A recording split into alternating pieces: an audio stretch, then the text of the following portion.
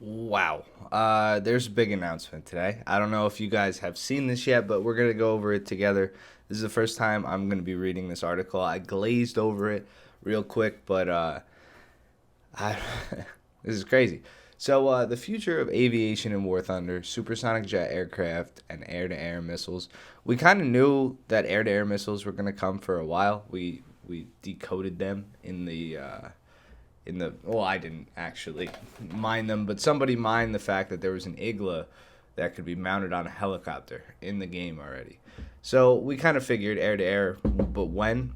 Apparently it's 1.85. So we would like to tell you about new aircraft class and War Thunder, also about guided air to air missiles and the other new features and air battles that we'll begin to implement after the release of 1.85 supersonic. So we're also getting the Italians, but apparently supersonic is way cooler than the Italians. I don't disagree. I think the Italians could wait. Like, I think the name doesn't have to revolve around the Italians. I just think it's funny like they usually do something like that. I don't know. Aircraft have always been a very important part of War Thunder. It was the first vehicle type available in the game. Since the early days of War Thunder, we have recreated over 650 aircraft models. That's the largest digital interactive collection of aviation in the world, and these are not just visual models. Their flight characteristics, armament, and other systems are thoroughly recreated in the game. So this is true. A lot of planes in this game, and they were the first, you know, the first thing in this game. And it kind of felt like recently they haven't been addressing anything about planes. ARB hasn't changed in quite some time, so I'm happy they're doing something with it.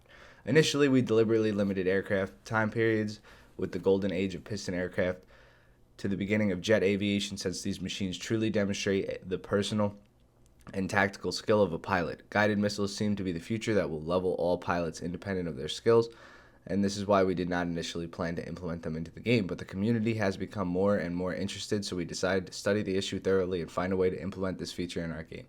We ran the first test with the in-game prototypes back in 2017, and we have been working on the new game systems and new aircraft ever since. Finally, we are happy to introduce all of this to our players.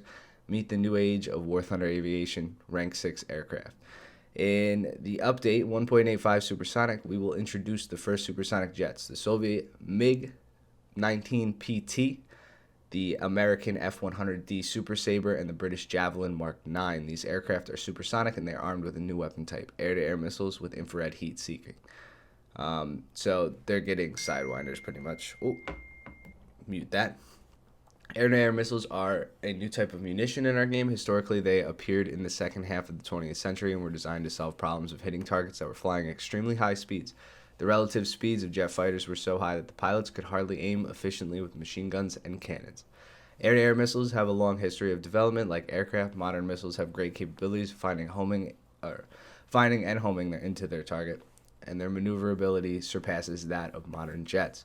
If a target is captured by a homing device, this usually means that it will achieve a hit. However, this has not always been the case. The first air-to-air missiles had limited capabilities with capture range and possible overload. To capture a target, a homing device needs some time to lock and onto a target, and all this time the pilot has to hold the target in a pretty narrow sector. So there will be some type of lock-on system, and again, they understand that these early missiles weren't like the best thing to use. They didn't have a high hit percentage. When noticing a missile launch a targeted pilot could relatively easily evade with sudden maneuvers or by flying the aircraft against the sun. Infrared devices would lose their targets against such a bright obstacle. Being implemented in the game, all of these features and limitations allow us to believe that the new weapon type will not dramatically change the air battle experience, but will add new opportunities that make the gameplay more diverse, which is cool. I'm glad they're taking that into account. That's a big thing to note. Now, this is the other thing that they're adding, and they couldn't leave it. They couldn't just not do this. There's got to be premium tier 5 aircraft. So they're adding 3 premium tier 5 aircraft. We'll talk about that after I read this, but the new armament types will be introduced not only to combat planes, but to helicopters also. Helicopters will receive new types of defensive to counter air-to-air missiles. Heat flares, exhaust infrared suppression system, so EIS, right? EISS is like that. I think that it's like all that shimmery smoke. And counter optical electric systems. This will now reduce. This will allow a reduction in the range of air-to-air missiles when launched from a helicopter to another and will allow interruption in missile guidance, thus keeping primary weapons still useful. We will also add a simulation of a visual detonation of a missile launch. This will be displayed in the interface. It will depend upon crew skills. I don't really know what that means. We add a simulation of a visual detection of a missile launch. I guess you'll be able to see the missile launch if somebody's launching one at you. I don't know. We hope to see that all these features will make our game more exciting and diverse, and you will like it. Looking forward to your feedback. See you in the skies. So here we have the American Saber, which is going to be a premium. We can answer some of these questions in a second, but let's take a look at these pre-order packs. So we have the Reaper pack, which is a Meteor Mark 8, the Reaper version. I can see from the picture that it has more missiles on it. Or more rockets. So I don't think these things are actually going to get the air-to-air missiles. These are just going to be premiums to help you grind these new jets, which is kind of cool, kind of not. I don't know how I feel about that. Hopefully that, I guess it doesn't really matter. Does it really matter if there's premium aircraft? Just people are not going to know how to fly them if they can buy into Tier 5.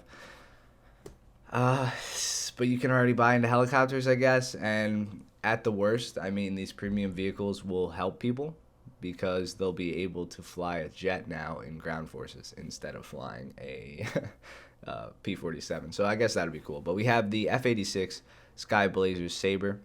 2,000 Golden Eagles. They all come with 2,000 Golden Eagles and 2 unique skins. We have the Meteor Mark 8, and then we have the MiG-15 BIS ISH for Russia. So again, these are the 104 for all 3 packs, by the way. That's actually not too bad.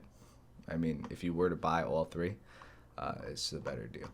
But let's answer some of these questions or read some of these questions and concerns, and then I ask you guys to comment down below and tell me what you think of this, and I'll give you my opinion after we're all said and done. But will the F4, the F-16, F-22, Su-27 be added to the game? Further development towards the modern aircraft is possible, but these additions will be incremental as it requires precise analysis of vehicles' possibility and their effect on game balance. Besides, the addition of specific aircraft doesn't mean the addition of a whole range of weapons available for its real prototype.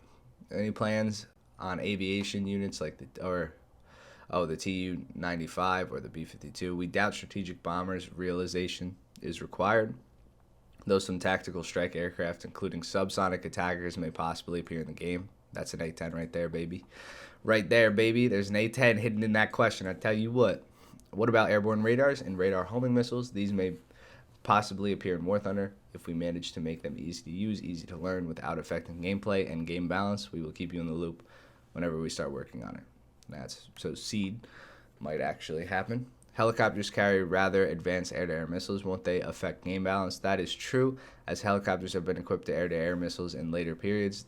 These were more advanced and effective units like AIM-9Ls and R-60s. However, helicopters have less maneuverability than aircraft, also having their engine heat signatures significantly less visible, i.e. shorter lock and distance for missiles. This makes opposition against helicopters and aircraft more fair.